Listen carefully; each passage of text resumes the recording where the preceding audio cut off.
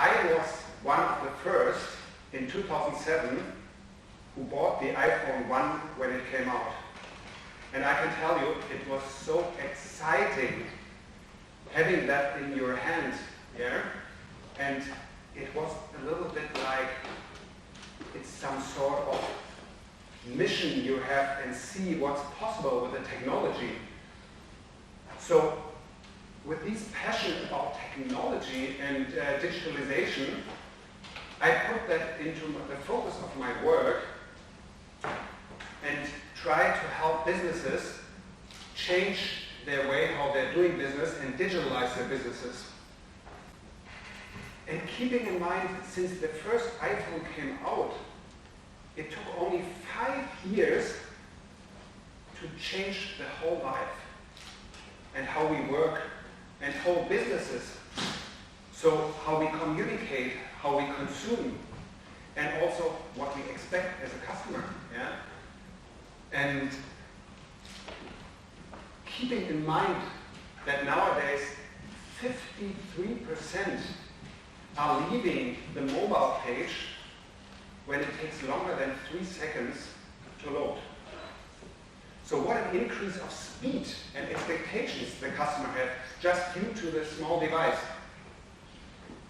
And when Amazon brought out the dash button, the little thing where you can order directly online, it was 8 times faster than using an Amazon app on your smartphone.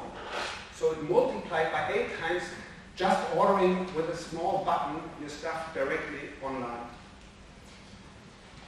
And then when Amazon Echo came out, so you were able now to speak really the voice interface with Amazon, it was already again 4 times faster. So we are now talking about real time. It's not like even 3 seconds are too long. So we are instantly can interact, communicate, and that's the same we are expecting really from everyone here. So it all changed our behavior, how we want to interact also with companies and services. And 5 weeks ago, I was trying to call my electricity provider for a simple question because they are still holding back a deposit of 185 euro. I would like to get back. So I called them several times, like you always try when you don't get through. They were always busy. And then they always referred to using their latest technology on their website, a chatbot helping you. So I was a little frustrated going on the website, asking the chatbot, but the chatbot was so stupid he couldn't help me at all. So I was even more frustrated, so I started writing them an email and also sending a contact form. And last week, I canceled my contract. I'm still waiting for an answer of it after more than 5 weeks. So they have implemented great technology without improving their customer service. And keeping that in mind, it has a huge impact really what we expect nowadays as a customer and human being from the companies. So everything what Amazon shows us and delivers to us of service and customer experience, we expect from all the other companies. So the definition of these expectations are mostly made beyond your own market, like Amazon, Facebook, Google. They're all doing very well in serving the customer. So speed is really dominant and plays a very, very important role when it comes to changing the businesses. So thinking about how technology can help us, it's interesting that with the help of data and artificial intelligence, we are able to provide a very individual customer experience. But we have to make sure that it also creates a very personal experience in terms of connecting to you and just support the customer experience. So what they're doing is trying to implement all these great services by letting you know that there's still a personal customer service and human being behind that. Yeah? And there's an Austrian company, it's a manufacturer for electronic goods, and what they're doing, they're just producing all these goods like they always do, and recently they invested a lot into technology because they wanted to automate all the processes internally with artificial intelligence, with robots, with machines. So they invested a lot of money into that, and at the same time, they were investing into salespeople. So they had even more salespeople then focusing on the customer. And guess what happens? The revenue increased dramatically, so they got very, very successful by that, by focusing on the customer relationship. Because nowadays, products can be easily copied and replaced in a good quality. So the customer relationship is the only thing really which makes you unique as a company and is the core business really of the future. And the customer is telling us what they want. To care about them. So if we are able, based on this Austrian manufacturer, to focus more on that, it will help us to increase our business. And Jack Ma, who is the founder of Alibaba, the second large online marketplace beside Amazon, he's predicting that by 2030, 800 million jobs going to be replaced by robots. 800 million jobs. So the question becomes, how can we stay relevant as a human being? Either we are a customer and more importantly, as an employee. So we have to ask ourselves if we can let others do the work, what they can do best, the robots, the machines, the artificial intelligence. It clears space for us, for the employees, to focus on what they're best in creating a difference. Thinking, feeling, and being innovative. So, secondly, it's very important focusing on the customer and putting him into the center. It's all about love and belonging. If we look into the Maslow's hierarchy needs, letting the machines do their job where they are better in, and the humans focus where they can be unique. That's really the killer strategy for the future of existing companies. So, the question becomes, how can we transform existing companies to go into that direction? And startups has a huge advantage normally because they are very agile. They don't have to lose anything. They can start from scratch and they really can break rules by doing what they are supposed to do. If you're an existing company, especially a big corporation, it's been very successful with your business model and everything, you are very cautious normally changing something because you always have in mind, oh, I can lose a lot. So most of them are still very much craft-driven, which means producing goods or producing cars, for example. Yeah? And we all know this craft-driven approach will change rapidly nowadays. So the question will be, what can we do as an existing company? And Bram Schott, that's the new CEO of Audi, he said last week in an interview, talking about the huge challenges they're facing right now as Audi, he was talking about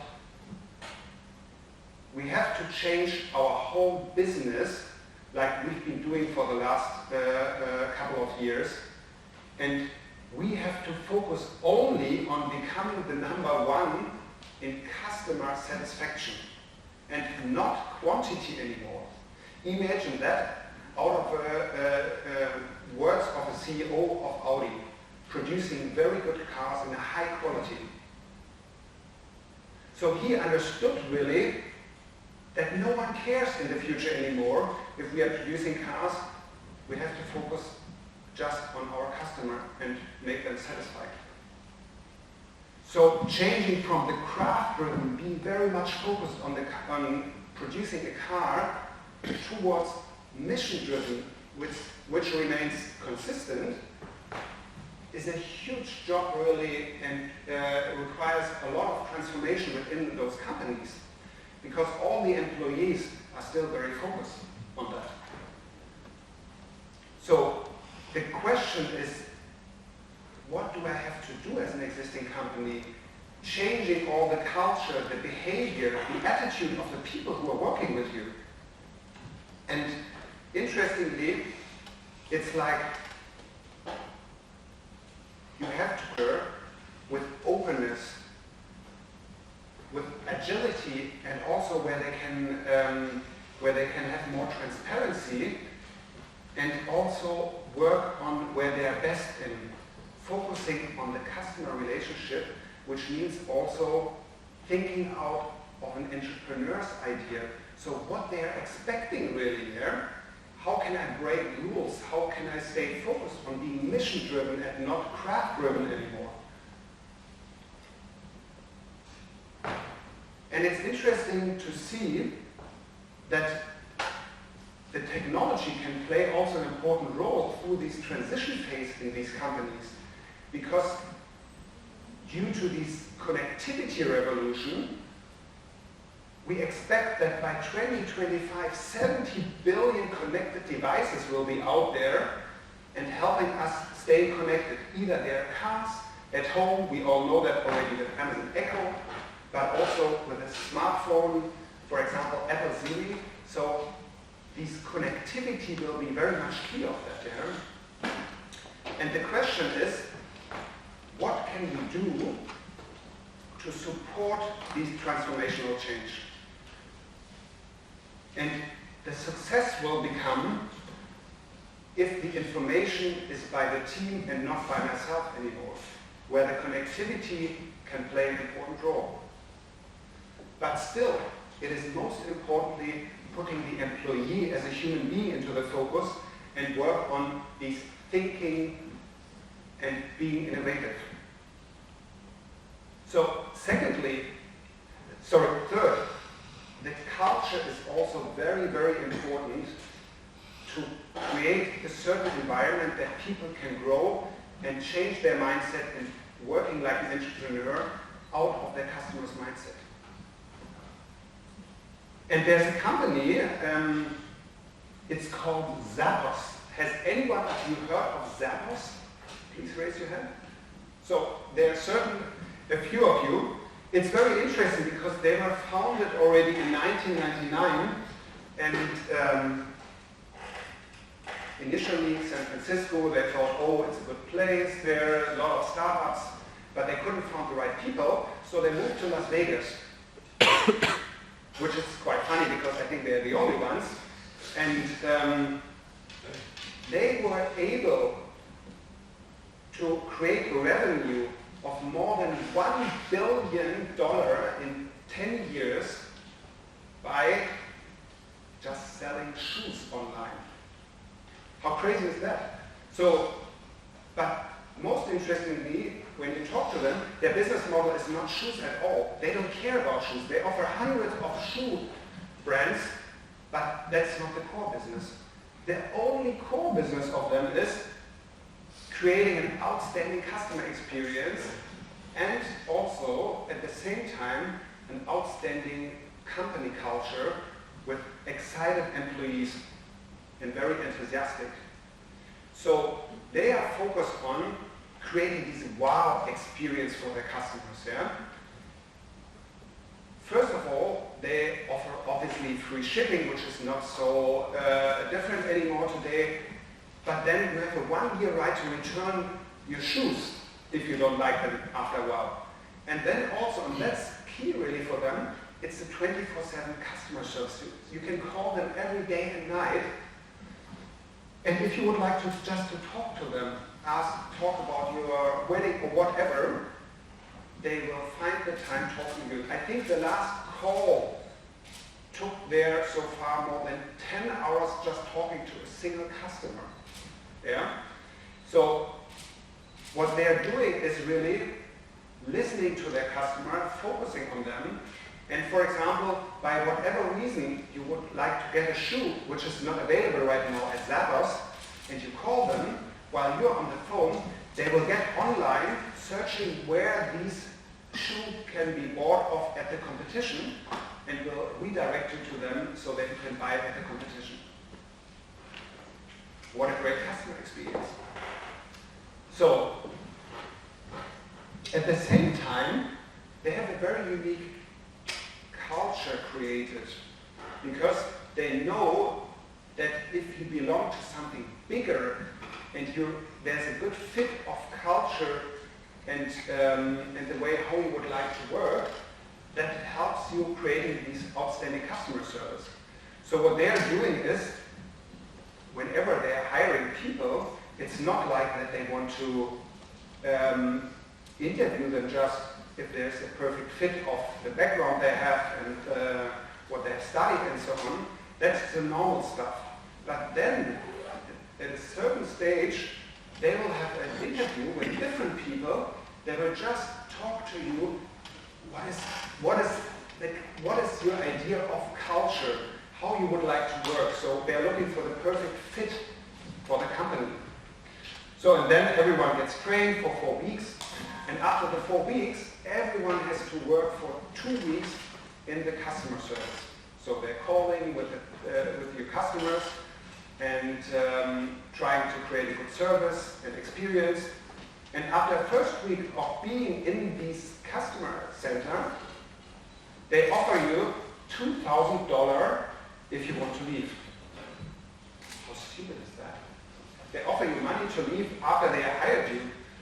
So, but there's a good reason for it, because they want to test if you're more interested in the paycheck than really believing in what you are doing there and having fun, most importantly, and creating an outstanding customer service. So, and I can tell you they're still growing. They got bought by Amazon after 12 years. But they have no rules in place how your desk should look like, how you should talk with your customer or anything. So it's a very personal experience as a customer when you work there. So it's all about creating an outstanding customer experience and an outstanding culture focusing on the employee. So I would like to invite you, just changing the perspective and thinking of who are you serving, what they are expecting, and most importantly, it's about the human factor. So start yourself how you would like to get cared and what would you expect as a customer and human being. Tech makes disruption, but the customer and employee makes the success. So coming back to the smartphone, don't care so much about what phone you have. Just focusing on what value you can create with. For example, creating a personal video which you can then send to build personal relationships. But I have to admit, I still love the Apple iPhone.